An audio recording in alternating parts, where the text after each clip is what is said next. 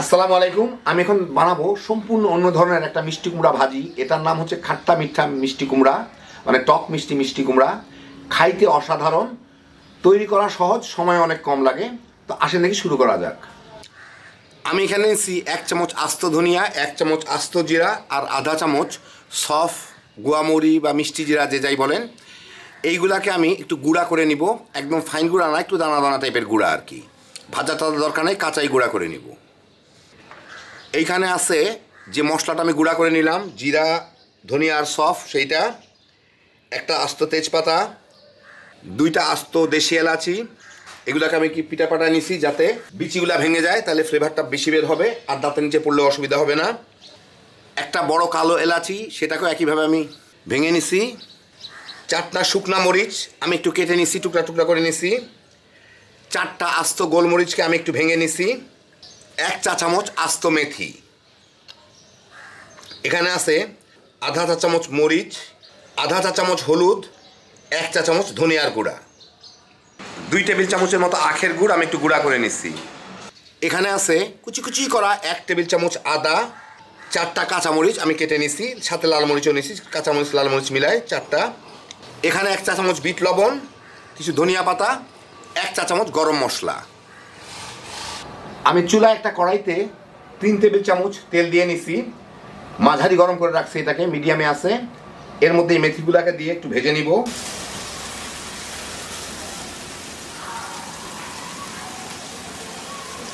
Minute খানেক মেথিগুলাকে ভেজে মাঝারি আছে, আমি এর মধ্যে বাকি মশলাগুলা দিয়ে দিচ্ছি। এলাচি, বড় এলাচি, গোলমরিচ ভাঙা, শুকনা মরিচ কাটা, গুঁড়া করা মশলাটা, তেজপাতা যা আছে এখানে সবই দিয়ে দিচ্ছি। এর একই সাথে আমি আদা কুচি আর কাঁচা মরিচগুলোও দিয়ে দিচ্ছি। এগুলাকে অল্প একটু ভেজে নিব, মিনিট খানেক, মিনিট 2। আদাটা একটু হালকা বাদামি দাগ লাগা পর্যন্ত। তো আমি এতক্ষণ মাঝারি আদা রান্না করতেছিলাম, ওর থেকেও জালটা একটু কমায় দিব যাতে পুড়ে না যায়। আদা কুচিগুলো একটু ভাজা ভাজা হইলে ভালো একটা ফ্লেভার আসবে। মিনিট 1.5 ভেজেই আমি এর মধ্যে হলুদ মরিচ আর ধনিয়ার গুঁড়াটা দিয়ে দিব, দিয়ে এর সাথে একটু নাড়াচাড়া করে নিব যাতে হলুদের কাঁচা গন্ধটা চলে যায়। এই মিনিট খানেককে তারও কম ভেজেই আমি এর মধ্যে একটু লবণ দিয়ে দিই, লবণ দিয়ে এর সাথে ভালো মতো মিশিয়ে দিই, তাহলে ভালো মতো মিশবে। এখন এর মধ্যে আমি একটা মিষ্টি কুমড়ার ফালি, আমাদের এখানে 20 টাকা যেগুলো কিনতে পাওয়া যায়, আধা কেজির একটু উপরে, ওগুলো এরকম চাকচাক করে কেটে রাখছি, ভালো মতো ধুয়ে টুয়ে। এগুলো আমি এর মধ্যে দিয়ে দিব, দিয়ে একটু ভালো মতো মিশিয়ে দিব যাতে মশলাটা পুড়ে না যায়। ভালো মতো মিশিয়ে আমি এগুলাকে একটু ভেজে নিব, প্রায় মিনিট খানেক কি মিনিট 2। এখন আমি জালটা মিডিয়ামের কাছাকাছি নিয়ে যাচ্ছি। মিনিট 1.5 ভেজে আমি এখন এর সাথে একটু পানি দিয়ে দিব, আধা কাপ পানি দিয়ে দেই, দিয়ে এটার সাথে একটু মিশায় আমি এখন এটাকে ঢেকে জাল দিব মিষ্টি কুমড়োটা গলে যাওয়া পর্যন্ত, মানে ভালো মতো সিদ্ধ হয়ে যাওয়া পর্যন্ত। আর আঁচটাকে আমি লো আর মিডিয়ামের মাঝামাঝি এনে দিব যাতে অল্প আছে এটা সিদ্ধ হয়ে যেতে পারে। মাঝে মাঝে কয়েকবার নেড়ে দিব। প্রায় 10 মিনিটের মতো জাল দিয়ে মাঝে আমি কয়েকবার নেড়ে দিয়েছিলাম, মিষ্টি কুমড়াগুলো ভালো মতো সিদ্ধ হয়ে গেছে। এখন এর মধ্যে আমি দিব গুড়। খাট্টা মিঠা তো, এটা একটা মিঠা করতে হবে, গুড় দিচ্ছি। আমি এখানে আখের গুড় ব্যবহার করতেছি, আমার স্বাদ মতো গুড় দিব। আপনারা গুড় না থাকলে চিনিও দিতে পারেন, গুড় থাকলে কালারটা খুব ভালো আসে। একটু গুড় দিয়ে এটাকে নাড়াচাড়া করে আমি একটু ভেজে নিব, গুড়টাও গলে যাবে আর এর মাঝে যেটুকু মিষ্টি ঢুকে যাবে। এই মিনিট 2 ভেজেই আমি এর মধ্যে দিয়ে দিব বিট লবণ, 1 চা চামচ বিট লবণ।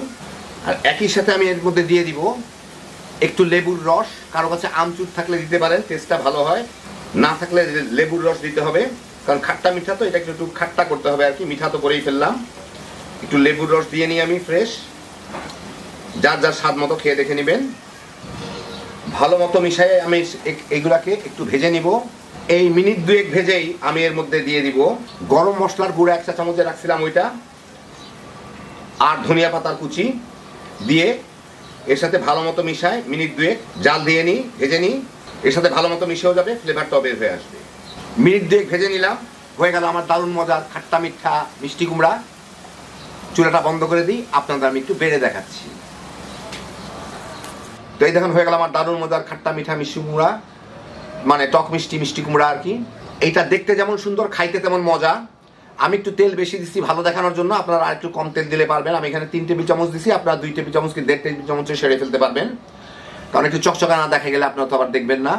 স্বাভাবিক ব্যাপার, এটা বানানোও খুব সহজ, সময়ও খুব বেশি লাগে না। তো যারা মিষ্টি কুমড়া পছন্দ করেন কিংবা এই ধরনের কোনো ভাজি পছন্দ করেন, একবার বানায় দেখেন। এটা ভাত, রুটি কিংবা পরোটার সাথে তামা তামা করে খায় ফেলাইতে পারবেন। হ্যাপি জোশের একটা আইটেম। আল্লাহ আপনাদের সবাইকে ভালো রাখুন, সুস্থ রাখুন, নিরাপদে রাখুন। ইনশাআল্লাহ বেঁচে থাকলে আবার দেখা হবে। আল্লাহ হাফিজ।